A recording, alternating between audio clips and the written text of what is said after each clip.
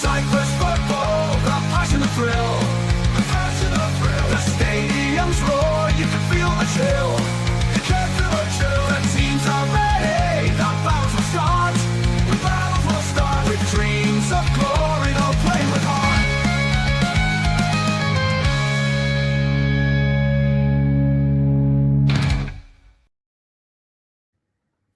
Kalimera, Kalispera, whatever time you're watching. This is Mappa. Stel's here. Thasso is here. Thasso is much happier than I am today. I was expecting him to wear sunglasses, his APOEL shirt, and all of that, but he's humble tonight. I'm being humble. He's got high vis tonight as well. Leftover from work. From work. Well, because of we're getting to the European escapades. I've had to remove the ladder. So thanks for that, Omonoia. But anyway, we'll get to this annus horribilis, but just the week for Omonoia as we go on. Now, there's this little doohickey above my head. Do you want to tell people about what's going on over here? Yes. Over here. So, we have a sponsor called Step Out AI. They are an AI software company. They specialize in analytics. So let's say, for example, you have a team and you want to monitor how much your players have run, where they've passed the ball. You want to see patterns of play. Step Out AI does it. That is all it does. And I say that is all it does. It does a lot more. You've got a profile for each player. So it may mean the end of Transfermarkt, because there are companies doing this. And yes, the one thing that maybe Step Out AI can't do, that Transfermarkt can do, is tell us whose people's cousins and uncles are. Yes, very true. Very, very true. Yes. Laka. Yeah. Yes. Well, listen, can't get everything spot on, but Step Out, you can't manipulate the data. Correct. You can't manipulate the data, and it's more useful. Oh yes. It's far more, what's the word? Reliable. There you go. There you go. So thank you, Step Out, for being our sponsors. And yes, we shall continue, shall we? Shan't we? Shan't we? We shall. We shall. We shall indeed. We shall. Right. So let's begin at the Gazibi. A bottom of the table clash between Olympiaco and Agrida. And Agrida won by 3-1. Olympiaco had a goal disallowed for offside, but then they took the lead on the 24th minute through João Mario. Comedy of errors there defensively by the same player. I'm not going to say who it is. Not going to say it. Olympiaco took the lead. Then Antonio equalized. Goalkeeping error. Before Carlitos made it 2-1 in the 67th minute. But once again, a defensive error led to a goal. And I don't know what was going on. Maybe there's something in the water. I don't know. Romo made it 3-1. Olympiaco then won a penalty.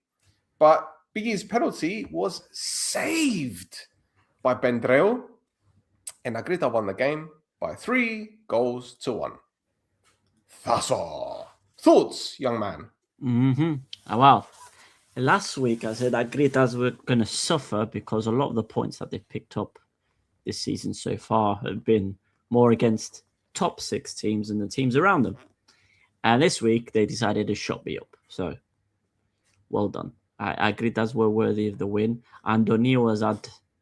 is it Antonio who scored the goal for Agrita? He's had a strange couple of weeks, hasn't he? Yes. With the own goals and the rest of it. No, the own goal was last week. Zinono. Was Zinono last week? Okay, all right. Well, anyway, Agritas have had a very strange couple of weeks. And they're I mean, look, it's looking very tight down there. If you ignore Baralimni, it's very, very, very tight. You just ignore them. Like, Doesn't I matter. think there's 5 teams there that are separated by 6 points. Yes. It's really tight. So it's going to be an Yes. interesting looking thing, I think, once the second phase of the league starts. Do you think Gosti is under pressure? Do you think he's under any pressure at the moment? No, I don't think so. I think Olympiacos are where they expected to be. Gosti has a certain way of playing, and that knackers his players out. And Press. exactly, and it's starting to show, I think, in some of the games. So he needs to somehow freshen up that squad a little bit. However, saying that, in the second round, they've only got 7 games to play compared to the 10 games that they play in the first in the first group. So Yeah. maybe we might see Olympiacos kind of turn around from that. Let's see.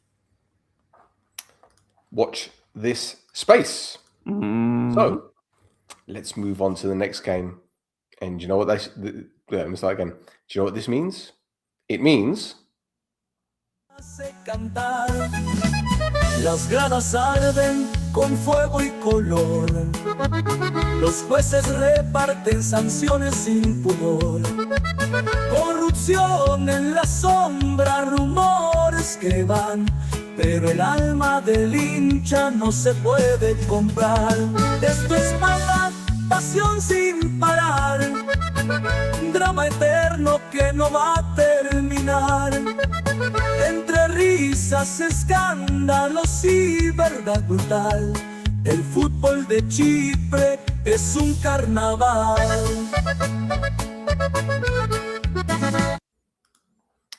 so APOEL back to winning ways against Paralimni. 2-0 victory. Goals from Makoso and Parudi with a disallowed goal from Savo, I believe. Sandwich in between. Pretty standard victory for APOEL, mate. Wouldn't expect anything less, I guess. Yep. AL good for the win. Dominant again. But Alimni got nothing in defense. They've got nothing going forward. They've got nothing in the middle. There's nothing. It's Nothing. I really don't see them coming back up next season. I don't see them doing a Nel Salamina, what Nel Salamina are doing this season. I don't see that at all, man. It's real bad. It's real bad what's going on at Baralimni at the moment. There's only 5 winless teams left in Europe so far this season. Baralimni have played the most games out of all of them and got the least points out of all of them as well. So it's frightening from, although what I will say is Salamina this summer, or the summer just gone, they completely restructured everything. Yeah. Everything from top to bottom. New board, new president, sporting director, coach, players, everything. Now, the thing is, Division 2 is so competitive that it's very, very difficult to predict at any point up until, maybe this season is the exception, but at any point until, say, February, March, you can't say who's definitely going up. So perhaps this summer, Baralimni might be like, you know what? Wholesale changes. Let's, start from scratch, complete reboot, and then they might do something. It's not as if they're financially precarious either. No. And I think, it depends what relegation is going to do to them. But there is some restructuring that's already been announced, and that is in particular that their president has announced his resignation at the end of this at the end of the season. There he is. We're gonna miss this guy. It was earlier on in the season. He was talking about was talking about Paralimni trying to get a new stadium, trying to move into the old Dumba or whatever it was called, the Migri Dumba, right? That's what their old stadium was called, right? And they wanted to refix it, do it up, and move them into there instead of be at the Thasso Marco. Mm-hmm. Not gonna happen, lad. Not gonna happen. Nope. Yeah. So that's the first change, at least getting underway, is that the president has decided to resign at the end of the season. So that's the first thing. Yeah. But they wish themselves a very happy 90th birthday. As they should. 90 years is a big milestone. Especially, long time. Yes, especially a team of Paralimni stature. They did like a whole they did like a whole thing on Instagram with the did you know, and then did a series of posts about the history of Paralimni, including Paralimni representing Cyprus in Europe a couple of times. Yes, correct. Yes, yeah, Correcto mundo. Yeah, which wasn't picked up by certain Twitter accounts who are posting about Cypriot football, but less said about that, the better. Now, over on APOEL's side, Ruslan, there isn't that much news. However, something did pop up this evening, and this is that APOEL are trialing a 17-year-old goalkeeper from Italy, and this is according to the Instagram account of the youth academy of the 4th-tier Italian club, which is called Bielesse.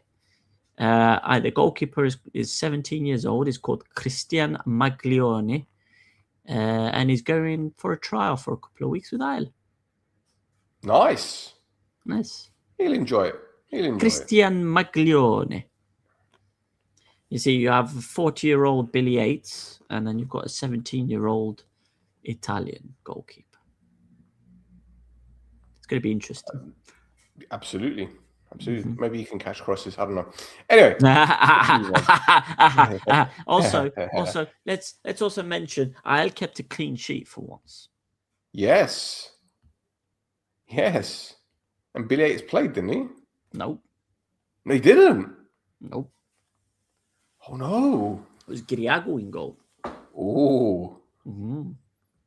Oh dear. Anyway. El fútbol de Chipre es un carnival. It is indeed. Right, let's go. Next game. And Ari drew 1 apiece against Krasava. Gaguli giving them the lead. But then Krasava had the goal disallowed. The ball hit Teixeira's hand in the build-up. It's not handball. It doesn't hit his hand. Okay. What do you think? Well, I just agree with what the commentator said. But then the comedy of errors, Lele absolutely swiping the ball, Cheryshev not knowing what the hell's going on, and Connor Goldson, that's a great finish, I must admit. First time, did he shin it? I don't know. It looked like I don't even know what he was trying to do, to be honest. But we had a lot of fun with that, to be honest. No disrespect. But we had a lot of fun on Instagram with that. A lot of fun. We've got about 10,000 views for that on Instagram. By the way, we're on Instagram at This Is Mappa. So, yeah. Yeah. Right. You've got a German defender who was at a very, very big academy in Germany, right? And then you've got 2 very experienced players who've got English Premier League appearances, right? Between the 3 of them, I don't know what the hell happened there. What is it? Complacency? Is it? I don't know what it is. I don't know what went on there. Absolute shower. And to concede a goal so late as well, to then drop 2 of the 3 points that you could have earned. It's not looking good, is it? Tell me something. Mm-hmm. When they lost to Anorthosis, was that the game before the draw against Agrida? I can't remember. I know that so far Yasus Lugar hasn't lost a game. Right, so it must have been the game before. Yeah, so it was Anorthosi, then Agrida, and then Krasava. Now, Vanna Alves, after the Anorthosi game, held his hands up and said, I messed up, kind of thing. He didn't play against Agrida, Fotheringham played. He didn't play against Krasava, Fotheringham played. So what are we saying here? Like, is he being punished for admitting to making a mistake, or is it just like, well, Fotheringham needs to play now because he hasn't played in a while?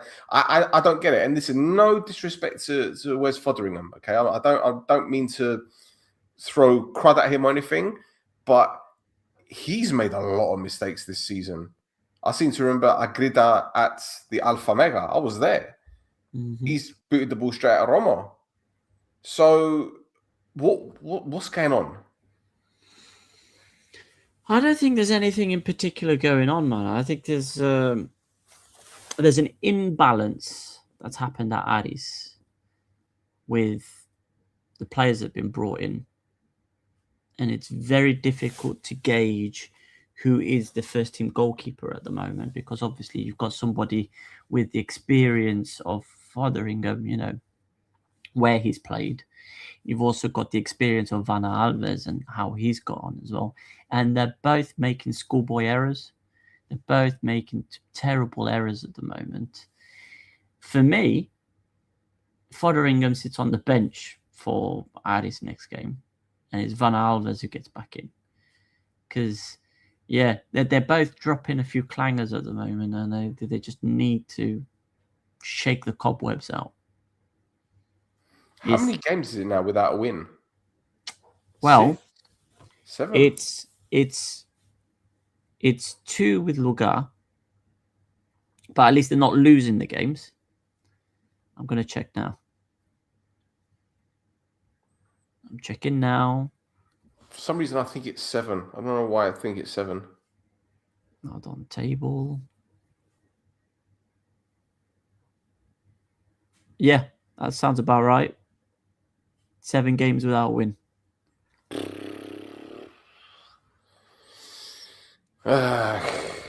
Okay, I'm going to have to look at the table at the end and see how far ahead of APOEL they are, because, I mean, there's only 3 games left of the regular season, isn't there? And then it goes, so I don't know if they're 9 clear, but if they're less than 9, then it could be a big problem. Well, let's leave that hanging for a little bit. Let's leave it, yeah. Anyway, any new? Oh, yes, there is some news. Mates, I forgot to bring this up to remind you about this. So let's have a look. Where is it? I had it. Oh my God, it's disappeared. It was in front of me and it's disappeared. Right. So Krasava, now on the 19th of February, they actually announced the signing of a multi-year cooperation agreement with the Gurion municipality about building a new stadium. But no, sorry. Let me start again. On the 13th of February, Savin said that they were working on building a 5,000-seater stadium. 6 days later, they then announced that they signed this multi-year cooperation with Gurion, right, the municipality. And they said it's a multi-year cooperation agreement, blah, blah, blah. And they're going to be using the stadium in Trachoni. And then they use the same ChatGPT stuff, like within the framework of this corporation, upgrade works to the facilities are scheduled to begin immediately with the aim of improving the functionality and safety of the stadium. I mean, this is right up your street anyway. It says that they want it to be a Category B stadium, and it's apparently the first serious step towards returning to their home, in inverted commas. And apparently it marks the beginning of a huge effort for further cooperation on stable and healthy foundations. Signals the start of a new era for the club, creating the conditions for stability, growth, and the substantial strengthening of their sporting infrastructure.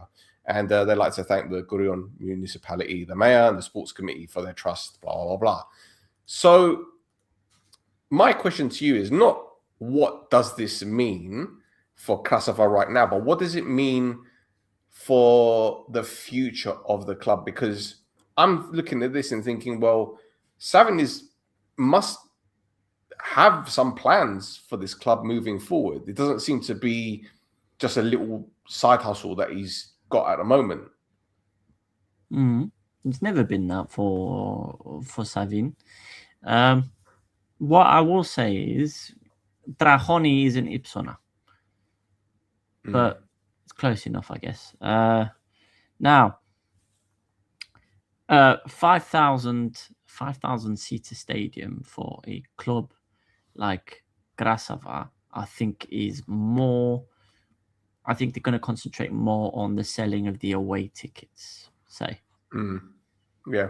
Because Krasava, okay, they do have fans. You can hear them. You can hear them every game. That's for sure. Yes. They're there. They're not that many people, though. No. Now,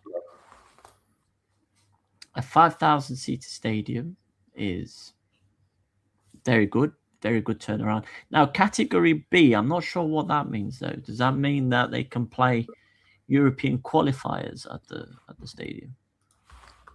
Ah, well, see it. Yeah. Stadiums.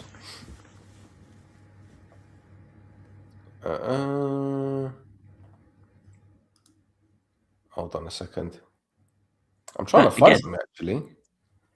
In the meantime, while you're looking, the Kinodiko Stadion in Drahonin, it already has some infrastructure there. There's a couple of teams that already play there. Right. What happens to those teams? Pass. It's a very good question. Maybe they have to pay rent to share it, or I don't know. Well, I found something very quickly. It's just explaining the UEFA stadium categories. Let's bring it up here. Hold on a second. Let's get rid of that. Bring that one up here. So it says here category 3 is 4,500 all seater. Okay. But no clue. Elite stadiums are 8,000 and above. So it doesn't look like.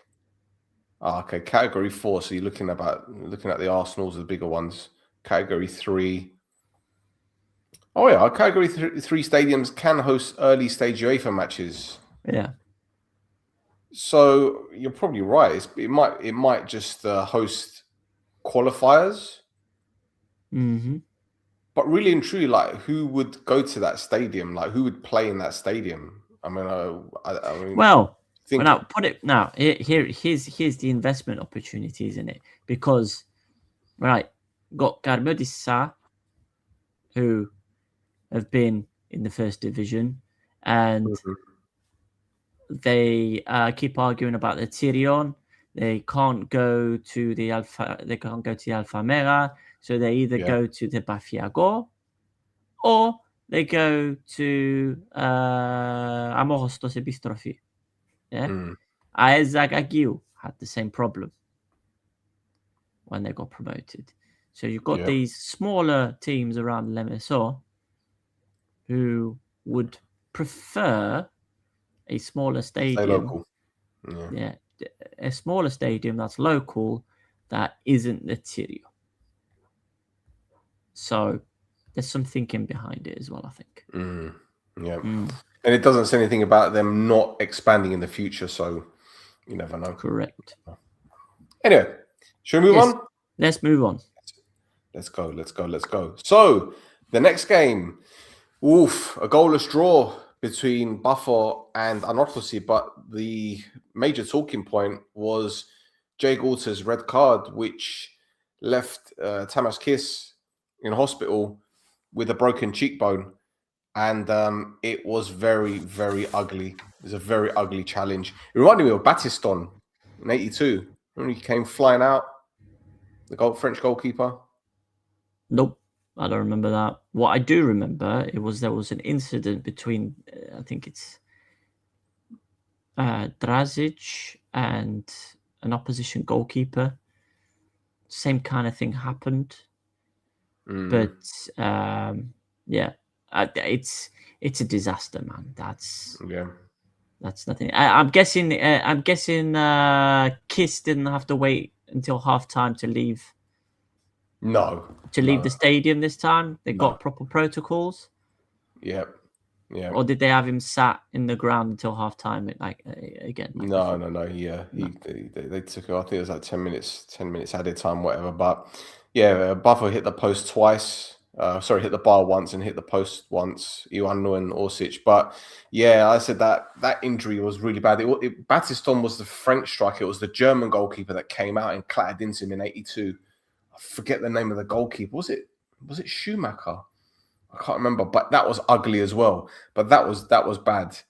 And you could say, all right, the ball was there to be won, but crikey, just not like that, man. No, not like that. We're starting to see these kind of things coming from Jay Gorter as well. It's not his first red card. No, it's not his first mistake. If he was on FM, his aggression and eccentricities. Yep.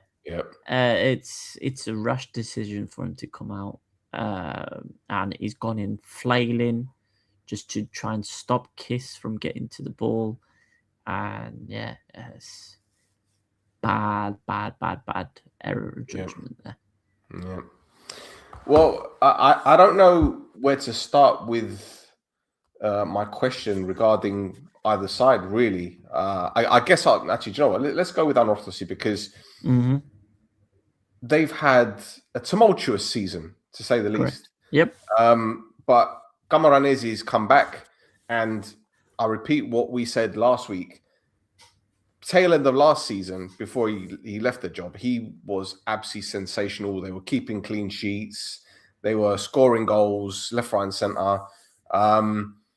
It's almost as if he's picked up where he's left off. And I don't know if you watched the full-time interview that he gave CableNet. He was very, very precise in terms of his tactical evaluation of his team. And for someone to be that precise on camera, I can imagine what he's like in the training ground as well. I've been very impressed with him. Very impressed. Yeah. He's good at his job. He proved it last season. The fact that they didn't do whatever they needed to do to keep him on is a massive mistake that they made. Yeah. They've corrected that. Took them 2 head coaches, but they've corrected that. And for me, I think Anorthosi are safe, man. I don't think there's any worry with Camoranesi in charge. They're getting results against the big teams. I don't think Camoranesi's lost a game yet in this second stint. They're winning 2 draws. And, in those games, you had Ari and Bafo. So, yeah. Not bad. Not bad at all. It's not bad. Now, let's switch over to Buffer. Yes. Because again, it's the same question that I asked you a couple of weeks ago. Celades, is he going to get it right? And again, the reason why I asked this question is watching the post-match press conference, all he did was give a statement. Matteo translated it, and that was it. And it was literally, we were we were good in transition, we were good in these phases, blah, blah, blah. And that was it. And to me, it just seems that, and again, I could be just, pissing in the wind, so to speak, but it just seems to me that the trust in this coach is deteriorating in a very, very rapid way. I don't know. Yeah. Listen, the consistency is not there because they seem to. There's one week where they get a result, and then there's the week after where they seem to have a bit of a disaster. And whether it's down to individual errors, the tactics, what he's saying to the team, we don't know. But either way, there was. What I will say is to Bafos fans that are worried, is that at one point, quite earlier on during the previous manager's tenure, they went on a pretty bad run where they were not consistent at all. And Buffalo stuck with him, and he won you a cup and a title. So I think you have to put this down to a season of transition. You know, they weren't expecting their old manager to leave. They weren't expecting Cancelo to leave. It's a bit of a shock. I think everybody's still a bit shell-shocked. You've got this change in tactics because Celades has a different way of playing. He wants to play out the back. He wants more patient play. He wants more pressing, something different to what Cancelo had wanted. And with that change of tactics, things go a bit up in the air, and they're not getting the consistent results. They seem to get a win one week, the next week it's not going good. But yeah, they have to find that consistency, which they're not getting at the moment. But you know, you say that, and I understand what you're trying to say, but I don't think, and this might sound really, really stupid, but I don't think that they've got the players to play the system that he wants. No, like no, they don't. with Carcedo, you know that they can go 4-2-3-1, but they'll play a very all right. They were pressing, but they were quite conservative in their approach. But then they can switch to 3 at the back. Whereas when they've switched to 3 at the back with Celades, with the exception of the European games, they've still been or tried to be on the front foot. And that just doesn't seem to suit the players that they have. I mean, look at Sunic and Pepe. Okay, Pepe isn't this box-to-box marauding midfielder. He's going to dictate the tempo. He's going to switch play. He's going to, spray passes 40, 50 yards square or balls over the top. Sunic is going to break up play, but he's going to try and get forward and contribute. But he's not going to be, as I said, box-to-box. Vlad can do anything as far as I'm concerned. Yeah. He's like one of the most complete midfielders in the league, right? But then you look at Lele out front. He's just joined. I get it, and I think he'll be a cracking player. I honestly think he'll be a cracking player. He's got something about him, but again, he doesn't seem to be a Celades signing, even though he did join when Celades. Yeah. So I don't know, man. I don't know if this summer they're just going to go, right, this one you can go, that one can go, that one can go. And also, Thasso, again, we criticize Ivosic for his mistakes, but they still haven't replaced him. Well, I mean, they did, and then they decided, no, we're going to try and go with Gorta instead. I don't know. I think Mihail was doing. Rokax needs to tell us. He's the Buffalo fan. He needs to tell us. I think Mihail was doing a perfectly fine job. You know, he was getting. He was performing well in the Prodaslima. And then there seems to be this rotation between Mihail and Gorta, and then bringing in Babudis as well. So again, there's this consistency missing with the goalkeepers that's screwing with the team. Okay, well, we'll wait for Rokax to come back with his thoughts. We'll move on. Yeah. Actually, no, we can't move on. No, there's another story. There's another story. Shall I? Oh, well, I mean, you can go for it since this one's yours. This one. Ooh, okay. Mm-hmm. So Goa held a meeting with the municipality of Yeroskibo and Bafo, with the main topic being the progress of works at the Michalis Gibreanu Stadium in Yeroskibo. Now, the upgrade of the stadium, the creation of auxiliary pitches, and new facilities that will strengthen the sport in the Bafo district were at the center of discussion. At the same time, works on the athletics track and infrastructure that will benefit Gorivoz. So it is Gorivoz. Yeah. I think that's that was also discussed. It was also noted that the tender process for the 30-year usage license of the Stelios Giragidis Stadium concludes on the 4th of May 2026. Cooperation between Goa and local stakeholders continues with the aim of an overall upgrade of sports infrastructure. So yeah, Goa had this meeting with Bafo, and Goa. What's it called? Bafo. Let me start again. Goa had a meeting with the municipality of Yeroskibo and Bafo on Wednesday, 18th of February. Wasn't that the day we did the show? It must have been, yeah. That sounds about right. Yeah, because the story came out the next day. So yeah, your mate Yannis Ioannou was there and a few other people, and yeah, they just spoke about the upgrade of the stadium, and Gorivos are going to benefit from the upgrade of the athletics track, yada yada yada, and yeah, that's it. Yep. Well, that's it. I didn't really explain it properly, but fuck it. Yeah. Well, no, I mean, so listen, right? It's something that I talked about on Twitter, like what we're talking like 18 months ago, where they were talking about redoing the Stelios Kyriakidis, and they were talking about maybe closing the stadium for Protathlima games to fix the stadium because it needs fixing, and that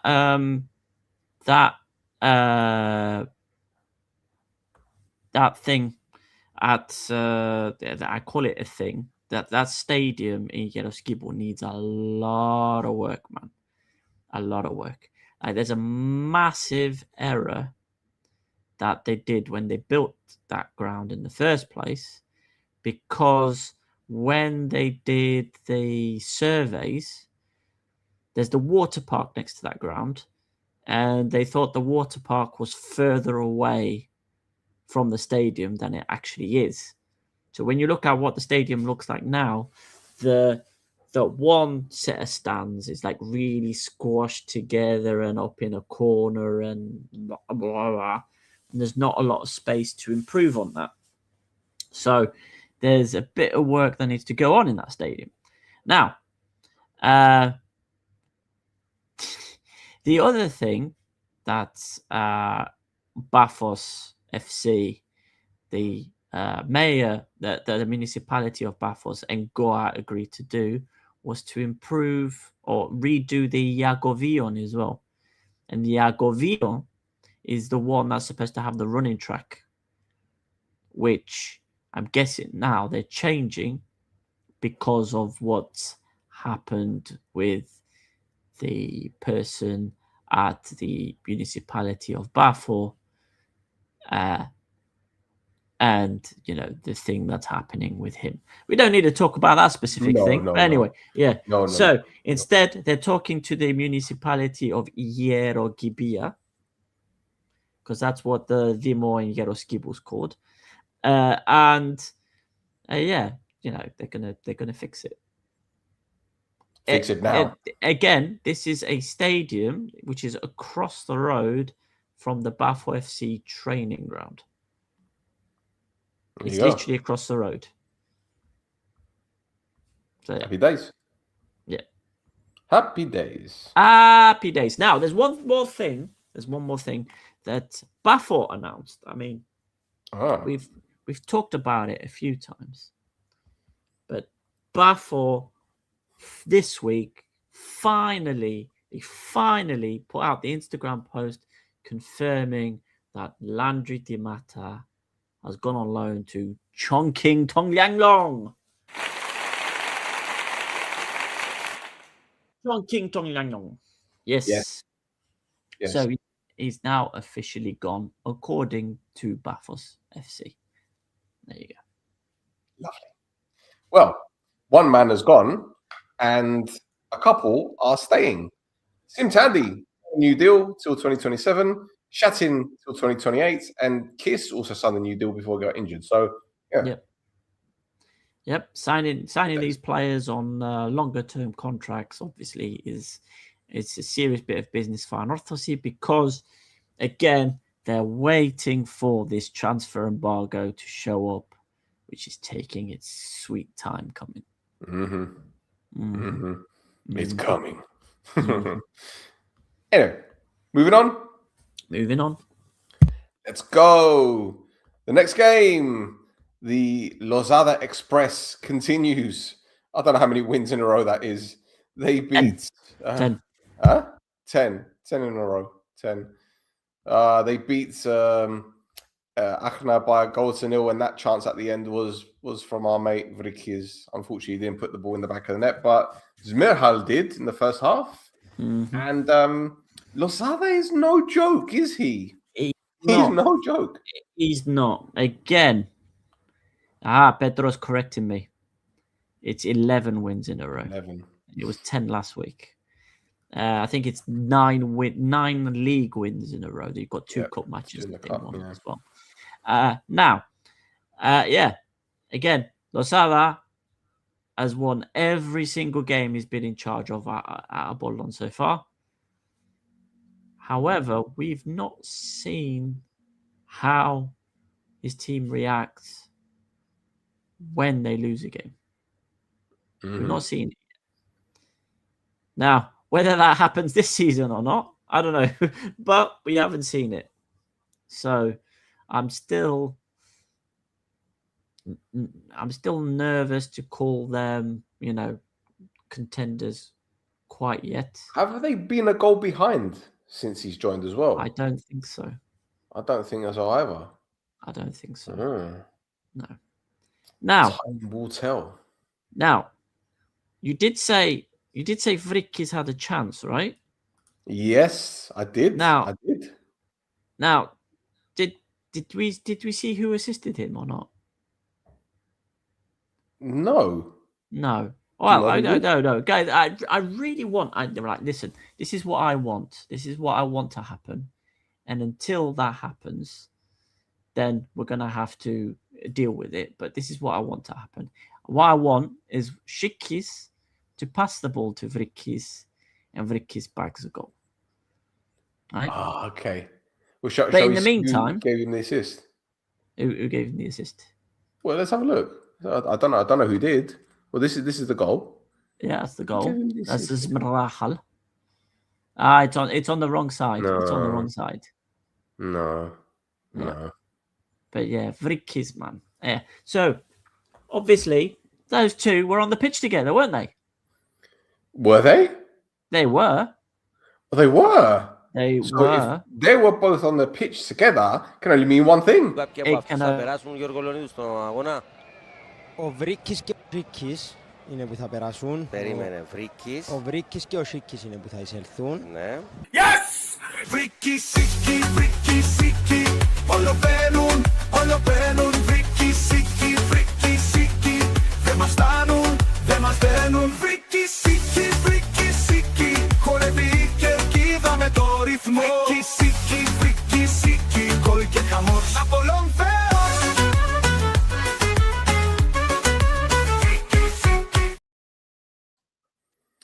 That nah gets me every time.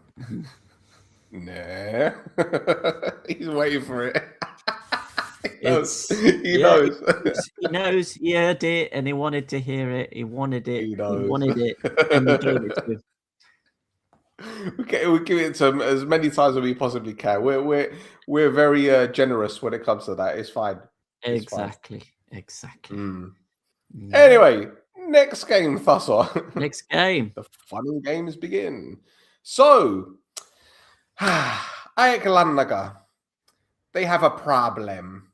You see, they went down by 2-1 against Omonoia Aradepur. They took the lead through Milicevic from the spot. I mean, I think he's a top goal scorer at the moment, isn't he? I mean, he's close with Cabrera, but yeah. He is. And Minas Antonio scored the equalizer on his debut. Happy birthday. On his birthday, not on his debut. On his fucking hell. Still. Well, it could be his birthday on his debut. I don't know. Fuck it. Yeah. But Muad'Dib made it 2-1. At first, it was given as offside, but then they checked it and they said, no, it's a goal. And then I thought they grabbed an equalizer in the 96th minute, but no, your left leg was offside, young man. On his debut. Oh my God, still. Fucking hell. Yeah, I got problems, no excuses, man. I've got no excuses for that one. No, None at all. I can't even blame fatigue. I'm not tired. Fuck it. Anyway, no excuses for AEK either, to be honest, mate. No. The state of the defending for both goals was absolutely terrible, especially the second one. How you can give that lad so much space. But are they going to use injuries as the excuse? Are they going to use other things as an excuse? Because for me, they're dropping off big time, and they shouldn't, because they haven't played the European game in weeks. Mm-hmm. Correct. I mean, yeah, like we said before, there's a lot of injuries that they've had so far this season, but there's a lot of players that came back. Waldo Rubio came off the bench. Yeah. Rodin started his first game for however long. They had Petros Ioannou at right back. Alomerovic started the game in goal. So, I don't think there's an excuse of injuries there. I think it's complacency, because the first. You think? Yeah, because that I sent you a message on WhatsApp. That first 10, 15 minutes was very nervy time for AEK. Omonoia Radipo had a couple of chances, a couple of very good chances. And that Muad'Dib, they just weren't. Muad'Dib was all over the place. He was doing everything possible. He was scaring the crap out of him. He was doing all kinds of stuff. Techers. Mm-hmm. Cracking win for Aradipo. And I tell you what, Sacha, tip my hat off to him, man. He's really galvanized that squad. At the beginning, it was a little bit difficult for him. I get it, but they're playing how he wants, and it reminds me of Aradipo in the second division when they were scoring goals for fun, but also they were so lethal from dead ball situations. They're a problem. Yep. Yeah. I mean, it's one of the reasons, where I think we said when they appointed Sacha at the beginning of the season, we were thinking that maybe that's not the appointment you make. It's going to be a difficult season for them. And to be fair, it is a difficult season for them, and their position shows it. But they're getting some good performances from these players. Yeah. And they're getting results where you're not expecting them to do it. So absolutely, good on them. Absolutely. Right now, AEK, they have a problem. They have another problem actually. The problem one being the results. The problem number two is the AEK Guardians. The Larnaca Guardians have piped up again. We didn't hear from them since. When was it? The last time they piped up was back in the last season, wasn't it? No, beginning of last season. No. It was in October or something like that. Was it? Yeah. Well, where they said, did they pipe up? What did they? No, they said something along the lines of like, this season it's the title. If we don't win the title, the season is dead or something stupid like that. Well, they had something else to say this time, didn't they, Thasso? They did. Shall I read it? Yeah, go on. Okay. To the board of directors of AEK Larnaca.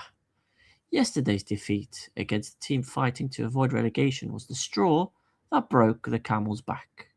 When for more than a decade we see the same performance every year, we cannot simply close our eyes again and continue as if nothing happened. The fans are tired of hearing every year that the goal is Europe, that we are financially the healthiest club, making second place look like success. Titles require a championship mentality, something that, it seems, our administration has lacked for years. Not the fans, but the administration. We wish the entire AEK structure had the mentality of its supporters, because the fans believe every year, and that is exactly why attendance keeps dropping, because they are tired, exhausted, fed up with watching the same play every year with different protagonists each time, tired of believing in winning the title alone and watching a team self-destruct every season. Atletico is one of the biggest multi-sports clubs on the island and is destined to compete at the top, to always be among the leading teams and to win titles. If you have not understood which club you are running, then you are at the wrong club. Europe is good, the money from Europe is even better, and the financial of the health of the club is good, but the fans have now woken up. The fans demand the championship at any cost and any price. We are not ungrateful. We know how to appreciate what this administration has offered over the years, and they themselves know it. We demand that the Andros Karapatakis administration apologize to the club's great fan base, come closer to the fans, become one with the fans, and change mentality by targeting the championship. The objective must be one, the championship. Anything other than winning the championship is considered failure. As Supporters Association, we will take our measures. Enough with the mockery, enough with the excuses. Bansifiai Klanaga Guardians. Yeah. So, yeah. Do you want to go first? Yeah. So, I are a team that compete for titles. They're competing every year. You know, you had a cup win last season, which is why you got into Europe this season. You won a trophy. Last season, you won a trophy. You won a goddamn trophy last season. Let me remind you again, you won a trophy last season. Yeah?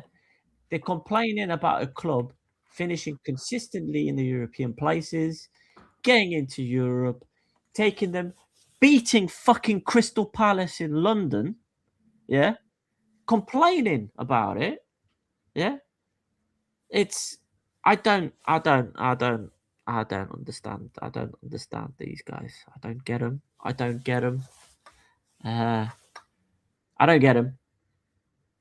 You know, they're complaining that they're tired of hearing every season that the goal is Europe and that they're a financially healthy club. I wish we APOEL had Europe this season and we're a financially healthy club. I'd beg for it. I want it so bad, right? What these guys want is they want somebody who'll spaff a fuckload of money up a wall, win them a title, and then financially ruin them. And then what are we going to do after that? Now, on top of the defeat to Omonoia, before the game, a couple of days before the game, actually, an interview with Evmeos Eftimiadis with the Association of European Football Clubs appeared on Instagram, and there was a couple of questions in there where they talked about the financial stability of AEK and how well they do, what Xavi Roca does, what the head coach does, what the players are doing. And then at the end of it, the last question was, where do you see the club in 5 years? Now, if Eftimiadis says, so again, he mentioned stability, he mentioned the facilities, he mentioned continuing improvement, but he didn't mention winning trophies. And I think that's another reason why this statement came out. In particular, was to take aim at that interview that Evmeos Eftimiadis gave. Okay, so loads to unpack here. Number one, before they were given all those titles at the beginning of the season or whenever it was, when did AEK Larnaca last win a league title? They didn't. Okay. So they've never won a league title. So it's not as if they're an APOEL or an Omonoia or an Apollon or an AEL that have said, well, we've got history of winning league titles. We want one. We demand it. Okay. So we agree with this. Yeah? We're in agreement. Okay. Number two, that part of the statement that says we're not ungrateful. I mean, Squeeze me? You are. Yeah. You're unreasonable as well as ungrateful. Because as you quite rightly said, they beat Crystal Palace. They ended Crystal Palace's unbeaten run, which stretched back till February, I think it was. From February until, what was it, October? Oh, you mean their home unbeaten run? The home unbeaten record, yeah. So that's mental. They destroyed Crystal Palace's season. After that, Crystal Palace went. They haven't been the same. They haven't been the same. PTSD. They beat AZ Alkmaar 4-0, and they're still in the Conference League. They're in the final 16. Like, what are we doing here?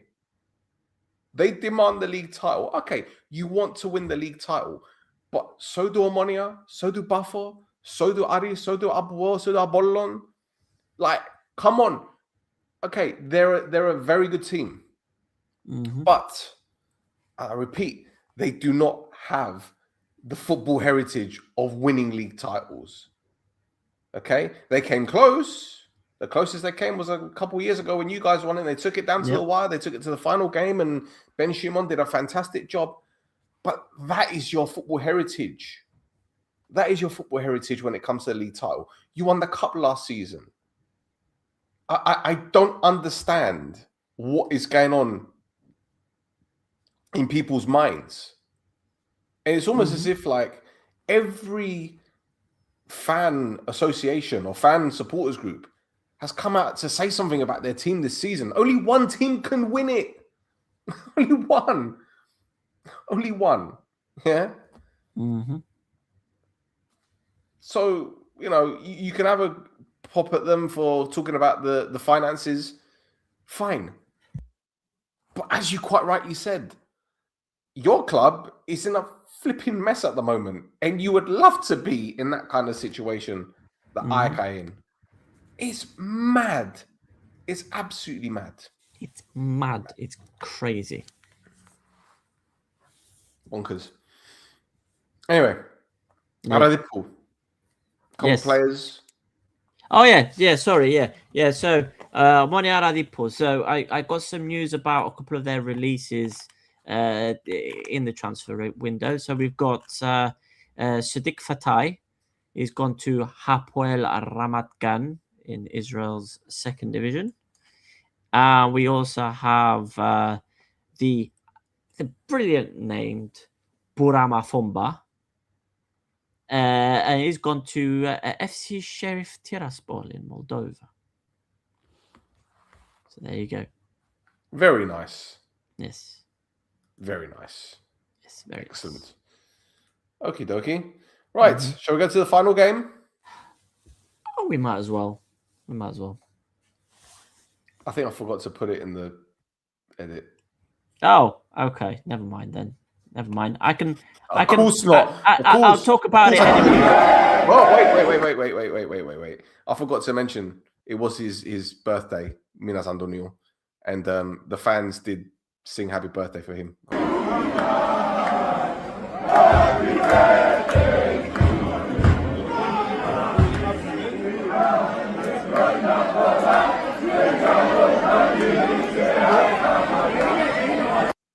Anyway, that was very nice. Very nice of them. Nice. And yeah.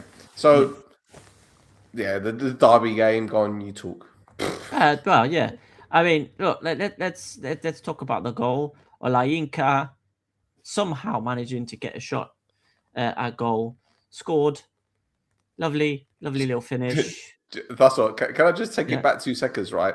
Yeah. What I want you to notice when the ball. Hang about. Let me stop it. Oh, where is it here? Right. When the ball's headed, look at what happens to the ball when it bounces. The top spin on this. Yeah. It's a pull shot, isn't it? It's... Fucking hell, man. And he's hit the ball into the ground as well. That's the thing. Yeah. Just like, and what makes it even worse is that he was coming off the bench. I says, you know what? He's going to fucking score, isn't he? You could just see it. The thing is, right. So, he came on and Pablo Garcia took the last of our wide players off, our wide attacking players off. And I was thinking, oh, great. So we're just going to play straight down the middle. I don't know what he wants to do, but I'm guessing we just play straight down the middle. And to be fair, that's exactly what we did. We filled the middle of the park because that was where all the battles were taking place. And tactical brilliance there, for a bit of tactical brilliance from Pablo Garcia, because I was not expecting that at all. I was not expecting Olayinka to show up. I was not expecting none of that. Now, I was a bit worried because we were dominant in that first half and we had a couple of really good chances and we didn't do anything with them. I was thinking, here we go. We're going to have one of those games again where it's We play really well in the first half, and then the second half starts, and we might as well put everything in the bin. Especially once Ryan Meyer came on, the substitutions I think were very dangerous. The game became a lot more even in that second half. Got a lot more worried about what was going on. There was a bit more. The game was a bit more. It was played at a bit more of a frenetic pace. It was attack one end, attack the other end. But yeah, consistently throughout the game, it was that battle in the center of midfield, which changed up as well. When the legs were starting to get tired, he brings Abanya on, burst of energy. Kind of, he kept losing the Omonoia central midfielders. Yeah, what can I say? It was a good game on our end. Obviously, a poor game on your end, especially that first half. Absolute disaster. Do you know what? The first 25 minutes, we really struggled to get into the game, and like we almost conceded in the third minute when Odubajo gave the ball away and Gutsako had that chance which Fabi saved. But after the 23rd, 24th minute, I don't know. It's like there wasn't anything really to shout about apart from Haji Giovanni's chance just before half time. And it was a carbon copy of the effort against Rijeka. The same part of the pitch, and he's dragged this shot wide. And I'm thinking, fuck's sake, you put that ball in the back of the net. The team talk changes at half time. You go in a goal up, you've hit them with a sucker punch right before the break, and you're in the driving seat. And we could have gone on to score 2 or 3. I mean, Maya had that chance as well when Balkovets crossed it, and he's swiveled on it. And I'm thinking, you got to hit the target, man. Yeah, that Maya chance was So we had 2 big chances. And look, the thing is, what disappointed me most wasn't the fact that we lost the game. There's 2 things actually. There's Fabi's injury, where he's gone up for the goal for the corner kick. Yeah, I don't know who told him to go up there. It's not as if like we needed to win the game or to get a point to stay with the title hunt. So he's gone up. He's done his back in. He's fractured his spine, so he's out for the season for sure. Mm-hmm. And the second disappointing thing for me was the reaction of our supporters after the game. It's like, they criticised Berg for him making all of those changes. They criticised this. They criticised that. I'm sitting there thinking, we're 6 points clear at the top. Like, calm down. All right, losing to APOEL isn't a good thing, but it's not a bloody disaster, But it's just this overreaction. This, and fans are arguing online with each other. It's mental. It's absolutely mental. I don't get it. I really don't get it. Really don't. Yeah. Yep. I don't get it either. But again, listen, if I was top of the table and we ended up losing to Omonoia, I'd probably have a bit of a negative reaction as well. Now, we have to talk a bit more about that injury to Fabiano. Yeah. So, a fractured spine is a minimum 4 months out. Minimum. Now, that depends on the type of fracture. And then we're also talking about a 37-year-old. Mm-hmm. So must be serious consideration by all involved about what that means for his career, right? Oh, 100%. 100%. Yeah. Now, and let's not forget, he's also got a bit of a dodgy shoulder as well. So, listen, if he was 22, 23, I'd be like, okay, cool. Let him recover, whatever. But as you said, 37, it's not looking good, Brev. Yeah. Now, not necessarily a positive thing for him, but something that was positive that happened during the game, especially with regards to his injury, was as he was hobbling off, as he was being carried off the pitch, there was an appreciation from kind of a lot of the corners of the stadium about the kind of player he is and kind of what he's given to the Brodathlyma. Not just Omonoia, but the Brodathlyma to the Cyprus national team as well. And it was a strange thing to say something positive about the fan behavior for Omonoia. That that everybody kind of gave him the respect that he deserves. Very Well, strange. look, if you know Fabi, the person, he's a top bloke. I mean, I've been fortunate to call him a friend for best part of 3 years, and we're not tight, but we message each other from time to time, and he's always positive, asking how the family is, this and that, and you could tell that he's not an unlikable person. He does a lot of charity stuff. You never hear him get into trouble. He never berates supporters. He's just a nice guy. And I think I'd be very, very surprised if there were fans of APOEL like rejoicing that he went off injured, especially at that point of the game as well, like 94th minute, wherever it was. So yeah, it was nice to see that. The reaction from the APOEL fans, but I just think it's a shame. I think it's a real shame. And forget the football side of things. If that is his final game in an Omonoia shirt, which I really hope it isn't, it's a sad way to end. But listen, stranger things have happened, and now we have to rely on Francis Zaha to win us a title. I can't believe I'm saying this. So, I mean, this is not losing to APOEL. That's not what's going to cost Omonoia a title here. No. What is going to cost is the kind of the psychological effect of the decision to tell Fabiano to go up for that corner and the result of that decision. That can have a psychological effect on it can, player but reactions. Because it's the club captain as well. It's the captain of the team. But you know what? I think that, look, over the years, we've had, like, I'll give you an example, like Kusolo.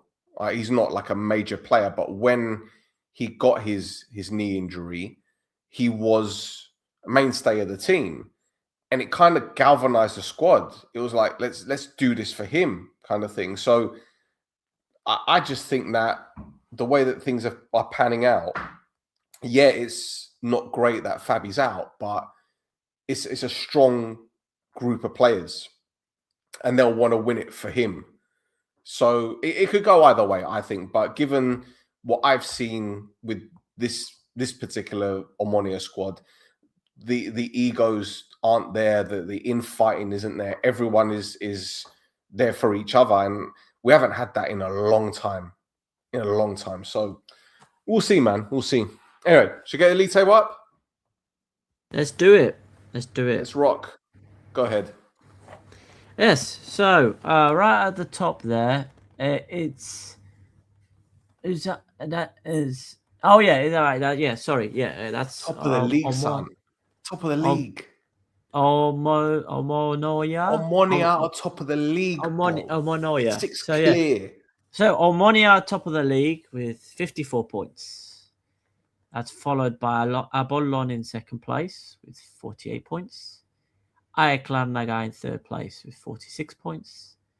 Paphos in fourth place with 44 points. APOEL in fifth with 39 points. Aris in sixth, 39 points. And then you've got AEL in seventh with 33 points. Omonoia Radipo in eighth with 28 points. Agridas Chloragas in ninth with 26 points. Anorthosis in 10th with 25 points. Olympiakos in 11th with 24 points. Achna in 12th with 23 points.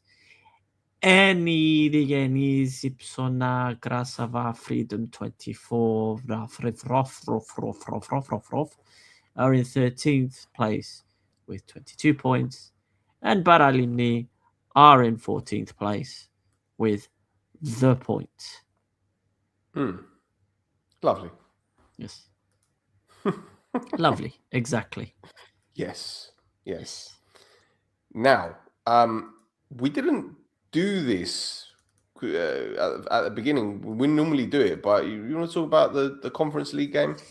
Yeah. So that was right. I mentioned Omonia's kind of the weak Annos Horribilis. They've had a really shit week this week. I think is saying it lightly.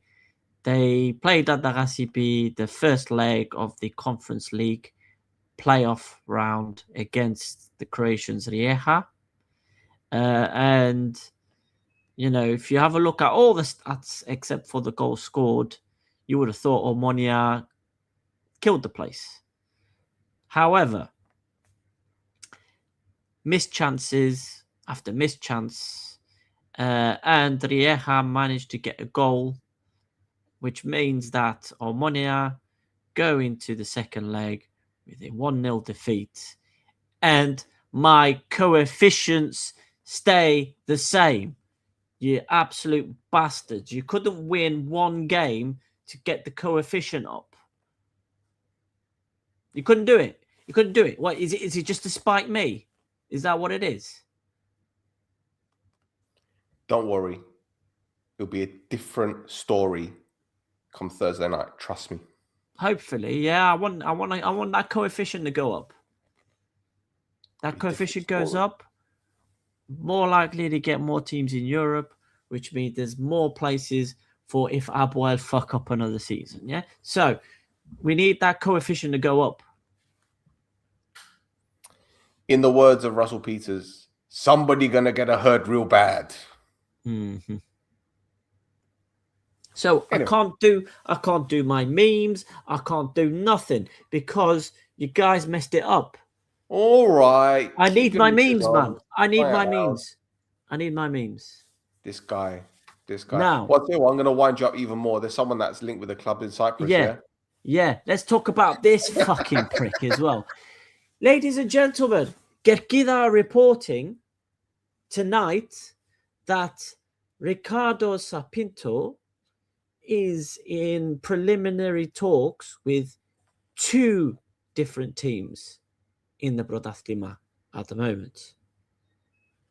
However, they were unwilling to disclose which teams, but they did say that more will be known once the results come in on Sunday. Now, there's a couple of interesting games on Sunday this weekend coming. And the one that's very interesting for me is the new classic.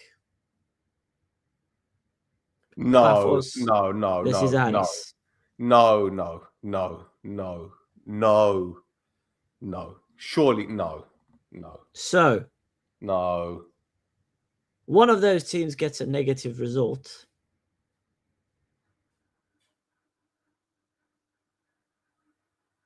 Well, I'm not going to add to the speculation, but I don't know if you saw it was on Thema Sports the other day, and apparently Liasso Luga, when he was getting on the coach after the game against Krasava, he was telling reporters they sacked me, and all of a sudden he's still in the job. Yeah, I'm just repeating what's already out there. I'm not speculating anything, but God, Ari, do not get this guy. Don't. or Baffle. Neither of them. Do not get him. Do not get him. Like I said, the title win was won despite him being in charge, not because of him being in charge.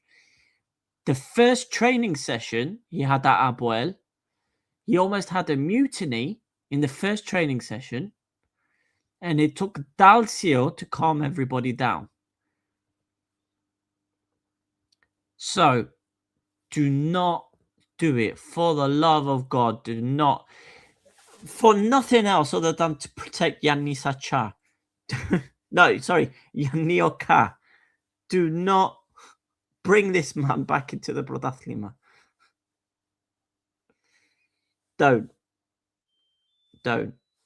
Let him rot in whatever league he wants to go to next.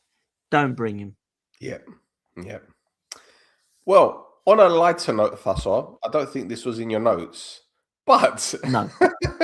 this is fantastic. We you couldn't make it up. So the Green Party in Cyprus, alongside the Animal Party, have unveiled 2 more candidates from the football world for the parliamentary elections in May.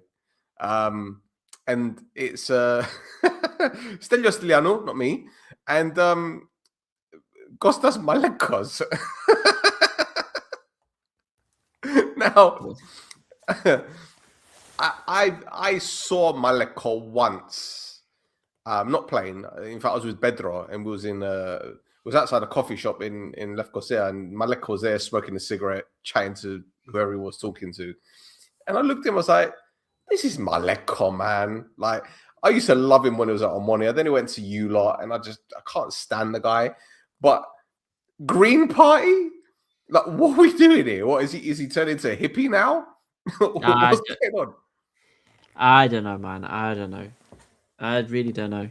Are they trying to appeal to left-leaning voters who would otherwise, say, vote for a different political party who starts with AG and ends in L? I don't know. I don't know Cyprus politics, but Green Party and Maleko, I never would have thought. Maybe it's there for the animals. Maybe it's like putting spaghetti in your avolemoni. Like you just wouldn't. Yeah, that's a soupa fide. Yeah. Well, okay. Peri chicken and drahana. You just don't. These things don't. Just don't. They don't. I'm waiting for Bedro to say something because Bedro's got a lot of things to say about Maleko. I mean, we need to ask Thasso what he thinks, because he was doing a podcast with him up to a certain point, wasn't he?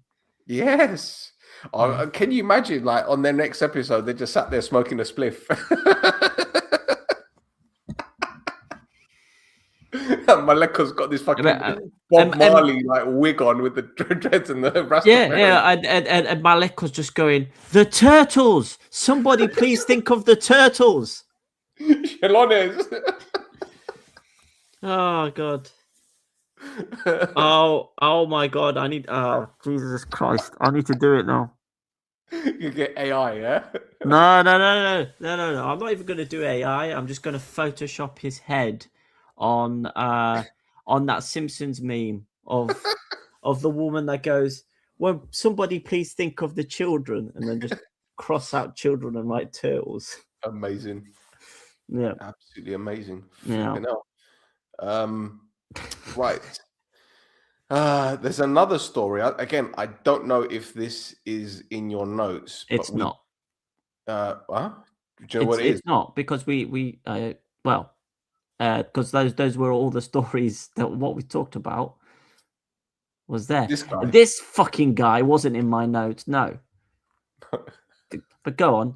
Right. So when was it? It was the 20th of February, which I believe was Friday. That sounds about right, yeah. Friday. Yeah. Anyway, so it turns out Gumar will appear before the court on the 26th, as in tomorrow. Ooh. He's going tomorrow to court. Ooh, spicy. Oh, okay. So the case focuses on issues of institutional conflict of interest and financial dealings, and it includes a total of 25 charges covering a 10-year period, 2015 to 2025. We spoke about this last week. Yeah. And according to the indictment, the former CFA president is alleged to have maintained through associates and legal entities business relationships with the Federation, the Cyprus Telecommunications Authority, CableNet, Go PLC, the Lefkosia Race Club, and the Cyprus Basketball Federation. Now, these actions are alleged to violate the law on combating the manipulation of sporting events, as well as relevant provisions of the criminal code. Now, there's loads I can go through here, but I'm not going to go into it. But I don't know how long this is going to drag on for.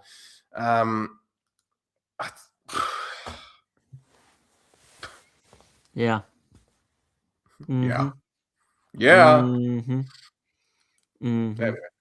Listen, I'd be a lot more enthusiastic about this, but then something else came out this week about a politician who, well, I mean, put it this way: he famously said while he was being recorded, "This is Cyprus," and he did this. Yeah.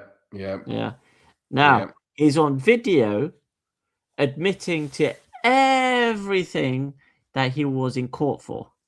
However, the video where he says everything he did and what he was being prosecuted for was inadmissible evidence, apparently, and therefore was not prosecuted for the thing that he should have been prosecuted for. And that's what has me worried about Mr. Gumas, because he also knows people. I know some people, and I know some things.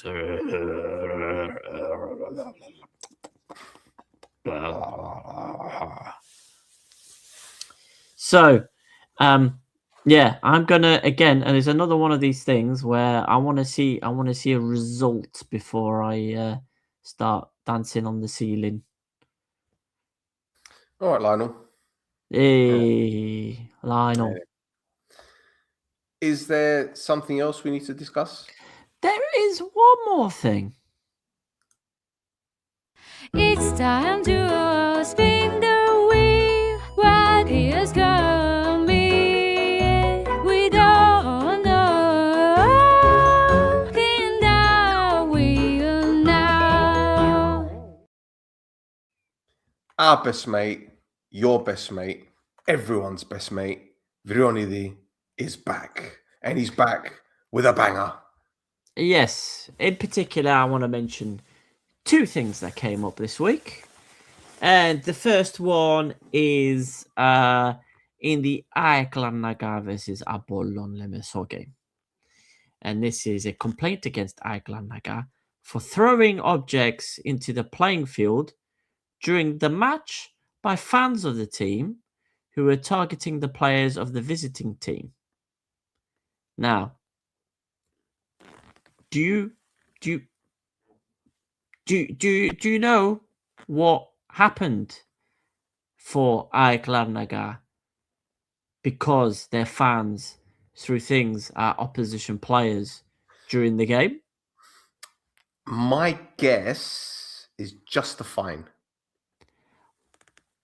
So you are correct. Yes. Yes, because you see, APOEL, and Omonoia, when they do that kind of thing, they have their fans banned from games for doing that. Oh, not just them. No, not just then. Let's talk about Two Omonoia, Two Furious against Bike, shall we, as well? Where an incident caused by fans of Two Omonoia, Two Furious before the start of the match in the area of the northwest stand of the stadium, which caused a disturbance on the pitch. And this is upon the arrival of the visiting team's delegation to the pitch. The fans of the visiting team attacked them by throwing water at them, spitting on them, and insulting them. Now, what do you think happened there? Fine. A fine, correct. A 2 out fine. of 2. Yes, a fine. Not a one match ban behind closed doors. Not a one match ban on away fans. Not Eandas pissing on people like the shittest transformer that he is.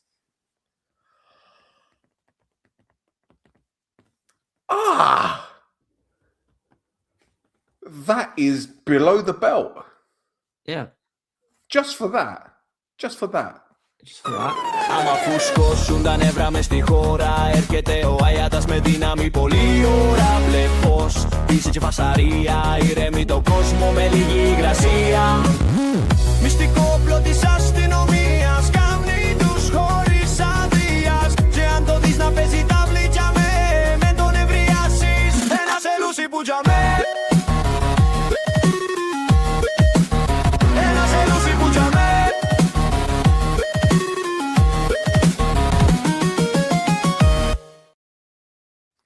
And that's it, Lucy Pujame. And that's it, Lucy Bujame. I mean, it's going to be a bit like... But, I yeah. hope he gets you one day. Oh, no, I'm good, thanks. I'm good, thanks. He's like the worst Transformer.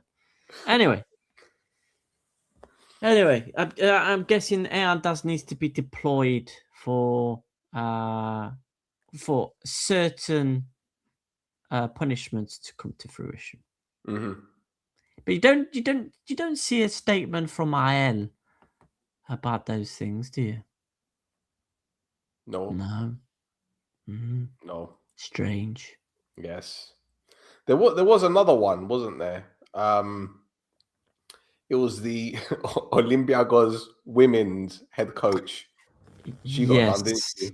Yes. Now, if I remember rightly, it's not the same one that got a ban last time, was it?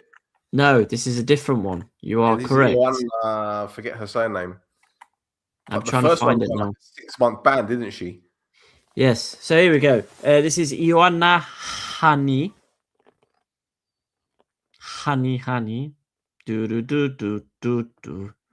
Anyway, yes. So she was sent off for insulting the referee, and for insulting the referee, she got a 2-match ban and a fine. Now, here's the thing, right? When it's a male coach launching verbals at a referee, for us, it's, I would say normal, but it's kind of expected. But that wasn't very ladylike, was it, Joanna? But I can sense that there was a lot of vitriol, a lot of infliction behind the insults, you know, because let's get it right. When a woman insults, it cuts deeper than when a man does it, you know? So I just like to know what she said to this referee. I need to know exactly what she said. So if anyone that was there that's watching, please let me know, because I need to know what was said. Did it say who it was against, by the way? A complaint by referee Michalis Fragoudis. But which game was it? Olympiacos against who? Like Adamia? Olympiacos versus Omonoia Lefkosia. I know girls that play for them. I'm going to ask them. Report back. Report back. Yeah. I need to know what was said. The exact words. And the tone. The tone has to be spot on. The tone. Goodness gracious me. Sugar do. Honey do. Ramo di razza su. Pushto pezevengi. You know, something along the line. Something along those lines. What do you? Lost a viewer now. We come from 287 to 286. Cheers. Oh yeah. That did it. It was Maybe probably Joanna her. watching. Yeah. Anyway. God. Any more? Oh, that's it for Vrionidis. That's it. It's time to spin the wheel. What is coming? We don't know. Spin the wheel now. And we're done for another episode of This Is Mappa. As the title states, Netflix and no chill. There's been absolutely no chill this week. And I'm kind of expecting there to be no chill until the end of the season because this is Mappa. Anyway, Yes. guys, don't forget to give us a follow on Instagram and X at This Is Mappa. Thasso, how many views have we had on Instagram Reels so far? In the last 2 months? Since the beginning of the year. Oh, since the beginning of the year. Have we not passed 1 million? Well, I will tell you, because when I sent you the numbers the other day, I think it was like 1.2 million or something like that. 1.2. Yeah, we now have it was 1,082,000. We're at 1.14 million now. There you go. Not Mhm. bad. Not Yeah, I mean we've got people watching us live from Croatia as well.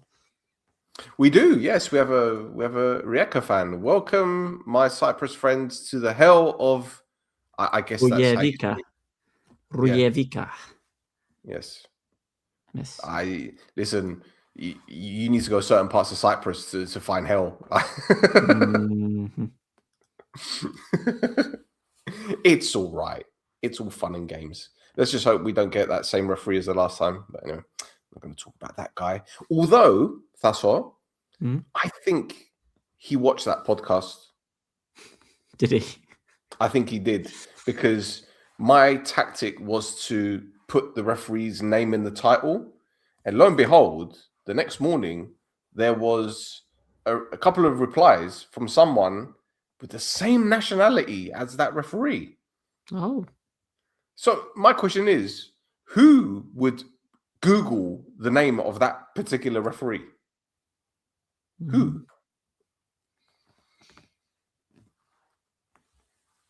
Gotcha, bitch. That's a very inquisitive owl. Someone said you're an owl. No, Someone said you're an owl. no. It's Someone said you're an owl. who? There you go. By the way, speaking of Instagram, Thasso is on Instagram as well, at Flares Oh, Cafes. yes, that's correct. I am there. I are am there as well. Yes. Yeah, there. So give us a follow, give Thasso a follow, and also follow Step Out, our lovely sponsors at the top. They regularly update their Instagram accounts with lovely content about the AI software. And that's it for another week. We shall be back next week. Hopefully, I'll be in better form and I won't be forgetting people's debuts and birthdays and getting them mixed up. Sorry. Anyway, good night, boys and girls. Caritas.